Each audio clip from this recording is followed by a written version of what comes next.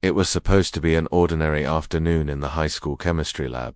Students were bent over their experiments, Bunsen burners flickering, when the silence cracked with a sharp insult. "Stay out of my way, woman," sneered Troy, a senior with a reputation for picking fights, especially with anyone who didn't look like him. His gaze lingered on Ms. Daniels, the black chemistry teacher, with a venom everyone in the room had come to fear. She ignored him, adjusting the flame of a student's burner. That only fueled him. Troy shoved a beaker off the counter, shattering it at her feet. "Pick it up," he spat. When she calmly turned away, the boy snapped. In a flash, his hand shot to her throat.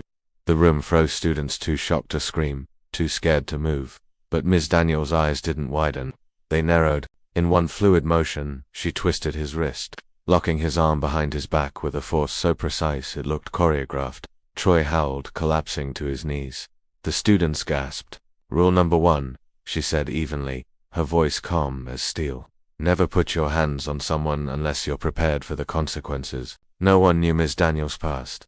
To them, she was just a strict but kind teacher with a quiet presence. What they didn't know was that before teaching, she had served 8 years as a Marine hand-to-hand combat instructor. She had broken men twice, Troy's size, and trained soldiers to survive battlefields far deadlier than a high school lab. Within seconds, she released him, and he fell to the floor, clutching his wrist, red-faced and humiliated.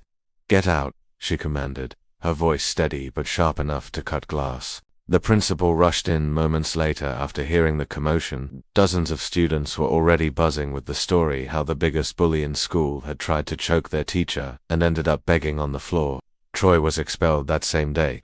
Word spread like wildfire, and not a single student ever dared test Ms. Daniels again. She never bragged about what happened, nor did she ever tell her students about her military career. But they all learned one lesson they would never forget. Respect is not optional, and underestimating someone could be the worst mistake of your life.